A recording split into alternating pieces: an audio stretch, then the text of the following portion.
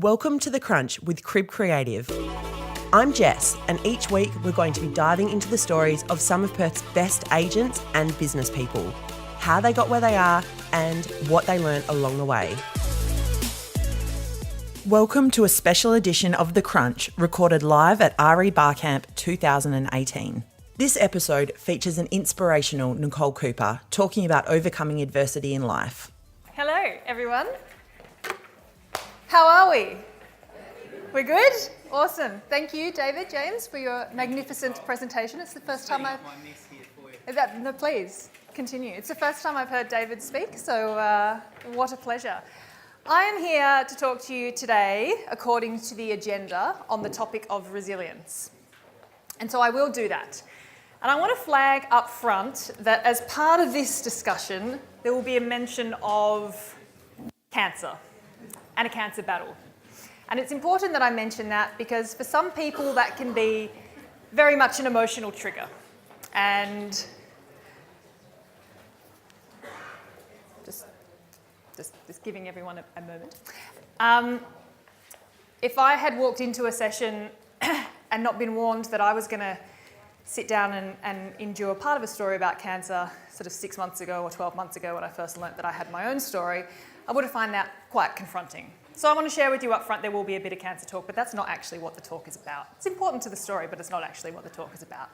I do need to flag up front too that there'll also be a talk about reference to being a spy. Because that's actually part of the story too. So that's a little bit secret, a little bit more exciting and may lure you to stay. So I want to talk to you today about resilience and the way that we've structured the session and the way that I've chatted to the Crib Creative team and indeed with Peter about what I can do to assist you guys is basically to give you a little bit of a what does this lady actually know about resilience anyway upfront chat this morning. But this afternoon, I want to create some space for us to actually have a discussion about resilience in real estate, in your work, in what you're facing at the moment. I train for a living. We run a training organisation. My specialty is very much in business. I've taught some people in this room. I lecture in the Diploma of Property, and I look very much at how do we get into the business of doing real estate effectively. And I'm not talking about the kind of stuff that David James spoke about this morning, which, to be honest, I don't really know a lot about and is not my specialty area. I'm not out prospecting. I've never sold a piece of real estate in my life.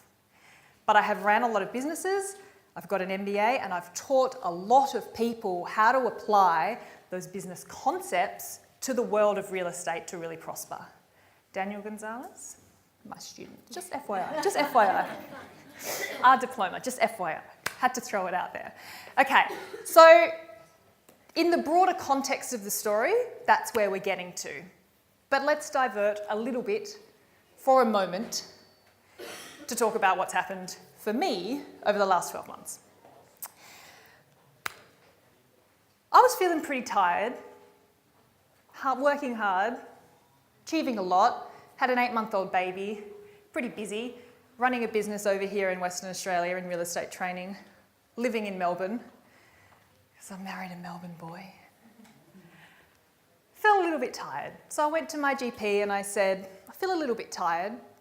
My GP, my personal GP, wasn't available at the time, so I saw someone else who was available on the day.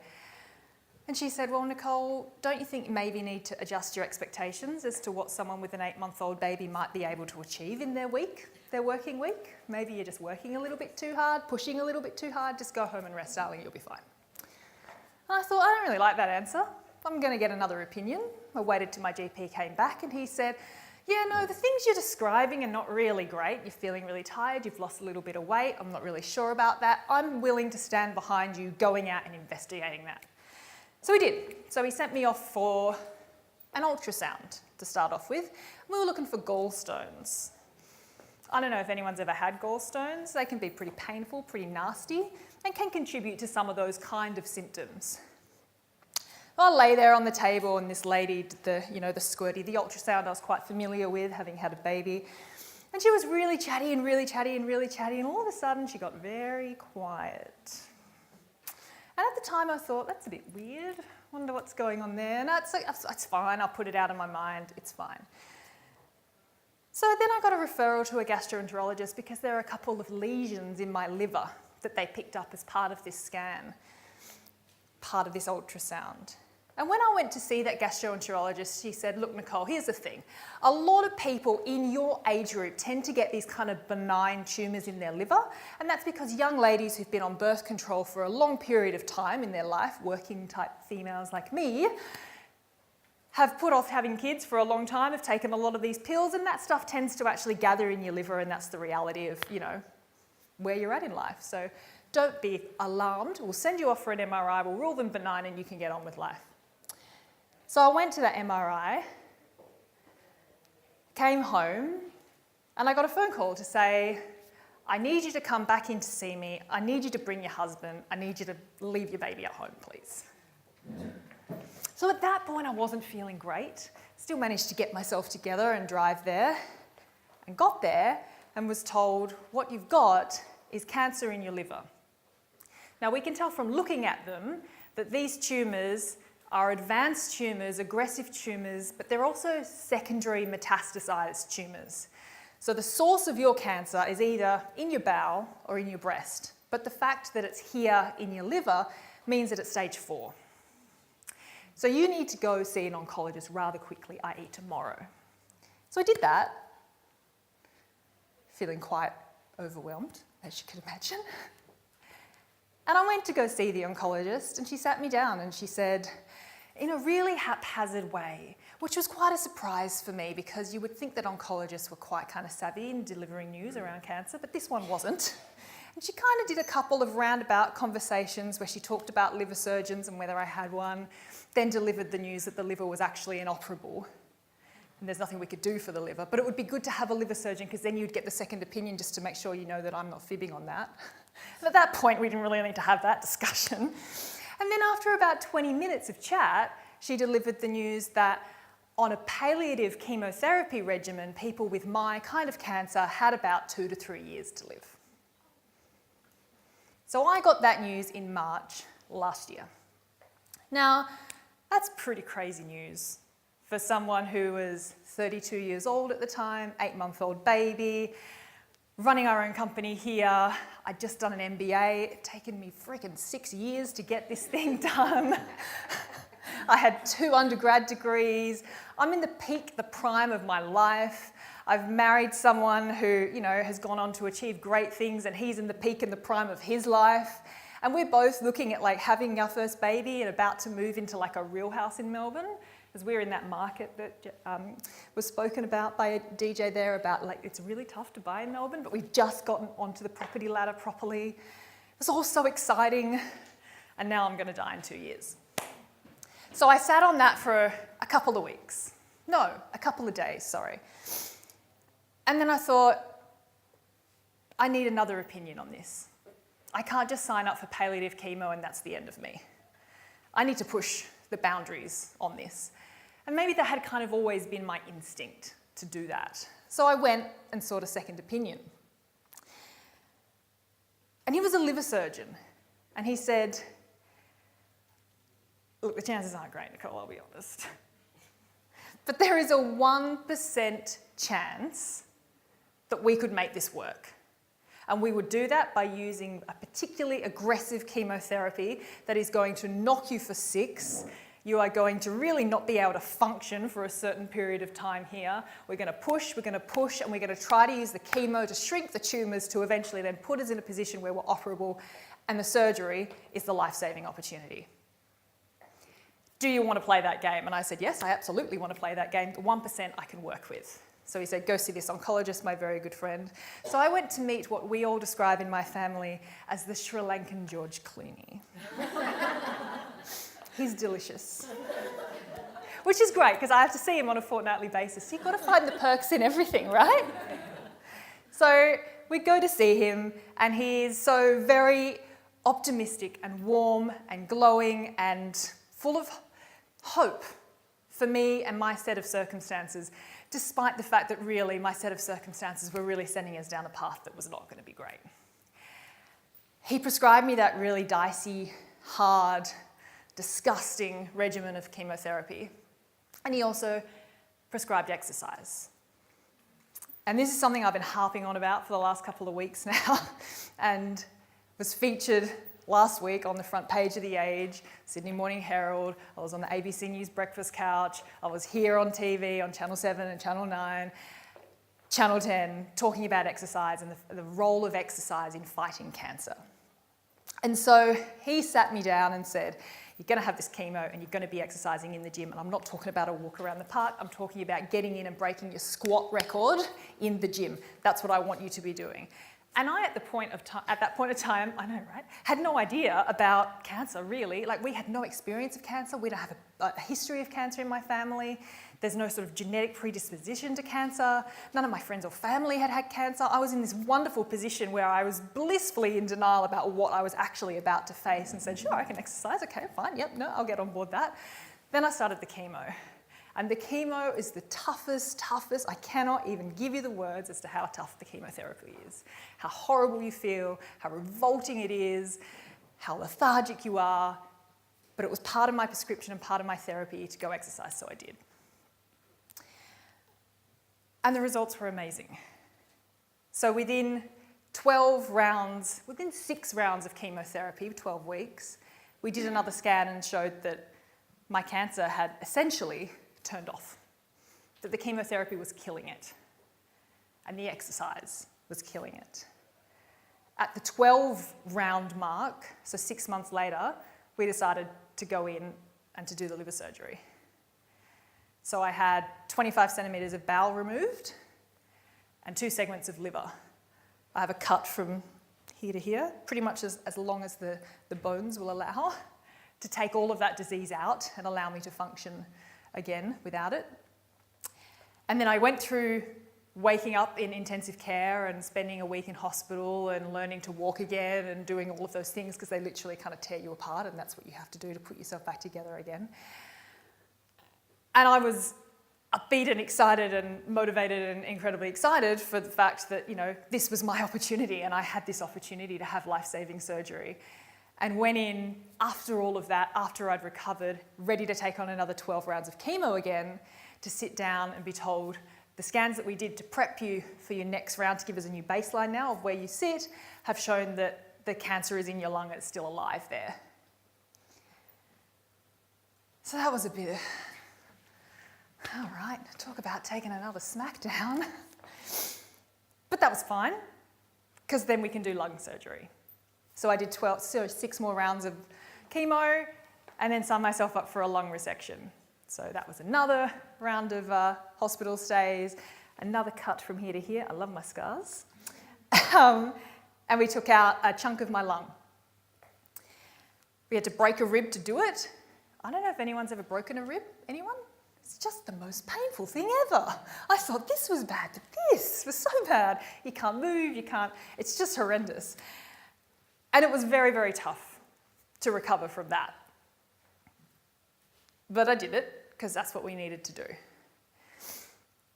Now that we've taken it out, I'm actually technically cancer-free and in remission. And that... Thanks, guys. One was something that I was told that I would never have, or maybe had a 1% chance of having. But 2 is, I guess, something that I do have that could be taken away from me at any point. Because you never do know with cancer when it's going to come back and what it's going to do and how it's going to change. So there are a lot of things that kind of contributed to my ability to just get on with it and sort myself out and keep on going. And in the time that I've had to kind of reflect over the last few months in particular, being cancer-free, I've kind of thought about the role that people around me have played in inspiring me and motivating me and keeping me going. And one of the things that I'm struck by on a regular basis is people who come and talk to me about how inspiring they think my story is, how much I've motivated them to make changes in their own life, and what me sharing my story has done for everyone else. And it was instinctual for me to share my story. I'm on Instagram, I post daily, all the scars, all the stuff, all the, the bloated steroid photos from my chemotherapy, the whole lot. I share the whole journey in a really open way because it's just the life that I'm living. It's just the reality of my day. But cancer will affect 1 in 2 Australians in their lifetime. So, it's like half the room will have cancer, let alone the people who then have to support the people who have the cancer. And it does take an army. But as I've kind of reflected on it and what I've achieved and what we're doing and what we're continuing to achieve, because I'm in the middle of my chemotherapy now. So my chemotherapy regimen is I go on a Monday, first thing, to the gym, and then I go to a sort of a midday appointment with Sri Lankan George Clooney. And then I go to the chemo chair and I'm there for 5 hours. I have an infusion into a port that's been embedded into my chest and allows me to take that drug straight into my heart. Then they disconnect me at the end of the day and they reconnect a little bottle. It's like my little doggy bag of chemo. I get to take it home. And I sit the next day on the couch feeling pretty ordinary. And then by Wednesday, I get to disconnect it. And I've done 3 days out of 14 of chemo. And then for the next week and a half, I have to quickly live life.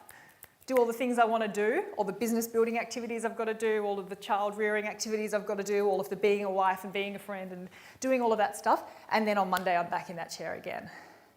But that's not, I don't tell you that to say, oh, poor Nicole. That's just my stuff. That's just what I have to do. And I'm in a pretty fortunate position that I get to do it, in my opinion. So having gone through all of this, I guess I want to reflect on what's valuable about that, how I can share what I've learned and what I can, I guess, encourage other people to take from this story. Both so you don't end up and finding yourself in this position as well, because there are preventative things that we can think about, but also so we find, I don't know, some sense of, someone needs to benefit from my story and find some kind of fulfillment in it, and that's really important to me that someone does. So there are a couple of things, my 5 learnings, if you like, from this story. And they're built around resilience. And they're relevant to you guys, I think, in this industry, in Western Australia, in real estate today in 2018, because we're facing a tough market out there. Would we agree? Yeah, it is tough.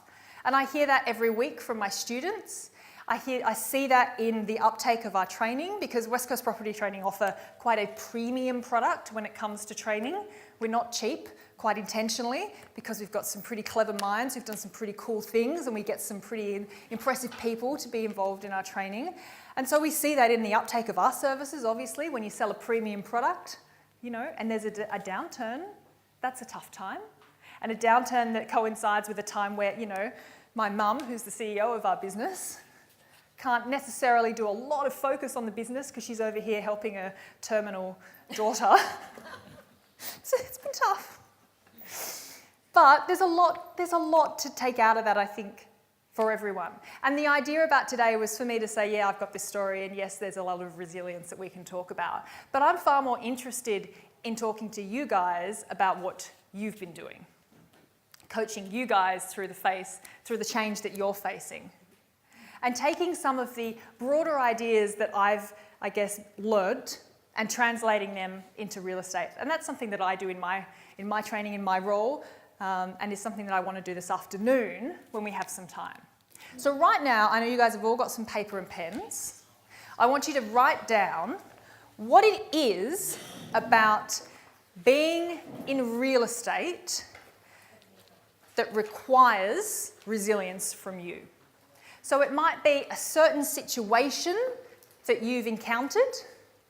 It might be that there's a certain particular client that you're encountering and it's a really tough discussion you've got to have. It might be that it just the ongoing, the push around prospecting and having the confidence to actually go out and have those conversations is really tough, and inside yourself, you don't feel like you can. And I want to collect these, okay? So I want you to just kind of tear off a little page. It's totally anonymous. But I want you to think about, why do I even need resilience? What is the big thing that I'm facing at the moment? Is it the owners? Is it the tenants? Is it the property management mess? Is it my calendar and I can't get it under control? Is it the fact that I'm working in a team where there's some personalities that drive me crazy? Whatever it is, write it down. And in the spirit of this unconference, we're going to collect that. I'm going to thematically explore that. And then this afternoon, we're going to workshop your stuff. So when you've got those written down, pass them along, maybe to the people on the end who can collate, and then I'll run down with this box in a second.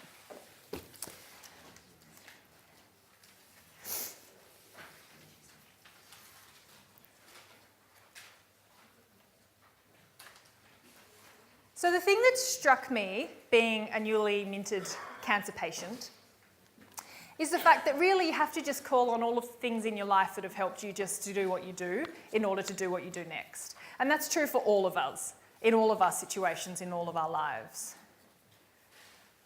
Now, one of the things that I've always spoken about and I've always been quite focused on is the idea of change and our capacity to deal with change. And that's because I worked as a change manager before I came back to work in the real estate industry, before I came back to West Coast Property Training. I worked for a global consulting firm called Ernst & Young, now EY is their new brand. You might have heard from them. They've got a big building down on the river. Global firm. I worked for them for 5 years. And my job was to go out into teams and say, here's the thing, guys. We used to do things this way. Now we're going to do things this way. And I'm here to make sure that you're all on the bus. That's what change managers do. To convince staff that the new way of doing things is the right way of doing things. Now, in our businesses, in our small businesses in real estate, we can only do that ourselves as leaders. That's our problem. We don't get to employ fancy change managers to do that for us. So that's what I did. So I've dealt with change a lot, and I've coached through change a lot, and I've taught on change a lot. And when I sit and listen to this sort of the discussions that we've had now, I think about the role that that has played in me being able to fight my fight at the moment, but also being able to teach something that's valuable. Now, the other thing that I did that was useful and relevant to this before the change was, yes, to work as a spy. Now, I don't talk about this a lot because if I did, I'd have to kill you. But I did work for ASIO for 5 years. It's where I met my husband. We were both spies and we left together to, become other things, had to reinvent ourselves. And why is this relevant, you might ask? So my job was to go out on the street to convince people that they might want to have a chat with me about things that are relevant to national security with a view to saving the world, in summary. So we did that every day. When we look at the process that you guys have to go through in terms of building a business, connecting with people out of the blue, convincing them to have a conversation with you, convincing them to see the world from your perspective, getting them to understand that your position is the right one, that your intelligence on the real estate picture is correct, that you're the best one to list with, that you're the best one to manage their property, and that you should be taking this forward in terms of the relationship across real estate is actually exactly the same skill set as going out and meeting someone and saying, I know that this isn't your day job, but I'd really like you to report what's going on back to me in order to serve the greater good of the country. It's actually exactly the same skill set. And the ability to coach people through that change that they're experiencing is actually the stuff that you guys need to succeed now. To talk to owners and to talk to vendors about the fact that they're experiencing a downturn, that they're actually going through an emotional upheaval in a lot of instances, and you're brought into their situation and you have to go through that together. So they're the same skill set. And the 5 things around change that I've learnt that I want to share very quickly, I'll just go through and connect these. The first is that you're already there. Now, I say this because when I think about being motivated, being aspirational, what you want to achieve, where you're going to go, a lot of us think about the future as a destination the thing I want to remind you all of is when you think about the future as a destination and then someone tells you actually the destination is now going to arrive in approximately 2 to 3 years, and I need to make sure that really all of the things I wanted to achieve are done so within that time, you're reminded very quickly of the fact that it's not a destination and that it is a journey. And in fact, your potential and where you're going to be is here already. You are already there. It's not about the game plan over there in 3 months, in 5 years. It's about what do I have right now that is unique to me, that is brilliant, and that I can use to achieve whatever it is that I want to achieve in the time that I have. You're already there. Number 2, get up. Just get up. In those moments where you just don't know, or you're just too tired, or there's just too much, or it's just get up. Just get up. Just do it. Number 3, trust your gut. And this is a bit of a spruik for bowel cancer. It's an awareness month next month. Trust your gut. If something is going wrong, get it checked out. But equally, as you're going through your career journey, if you feel like you need to do things your way, do it your way. If you feel like you need a second opinion, if you feel like you need to push yourself in as the second opinion, trust your gut and do it. Number 4 is train it. I had a dream 2 nights ago that my cancer had recurred. And in my dream, instead of freaking out, I took out my diary and thought, now how am I going to schedule this? Just bizarre to me when I woke up. But actually it was an indicator that maybe I was just training my brain and have done so to such a degree that just kind of cancer fighting is just part of my schedule and that's just what I need to do. Train it. Teach yourself to think that way, and you will think that way. And finally, find your inspiration in you. The number of times I've been told you're so motivating, you're my inspiration, I love you, you're amazing, is so humbling for me. It almost brings me to tears to talk about it. The fact that I can play that role in somebody's life is beautiful. But I want people to find their inspiration in themselves. Because actually my journey is just my stuff. To excuse my French, this is just my shit. Right? And you guys have all got your own shit. And you've got to find your own inspiration through all of that to make it work. Because me being the inspiration is nice for me, and it's certainly motivating for me. But in those darkest moments where you've got to push and you've got to fight, whether it is to get across the line, whether it's to deal with your diary, whether it's to manage your inbox, or whatever it is, that actually just boils down to you on that day. So that's me. I'm going to review these. We're going to do a little bit more collaborating this afternoon. Thank you for listening. That's all. Thanks for tuning into The Crunch. We'd love to hear your thoughts on the show, so if you would like to share them, please email me at jess@cribcreative.com.au. Don't forget to subscribe if you enjoyed the show and share it with anyone else you think might like it.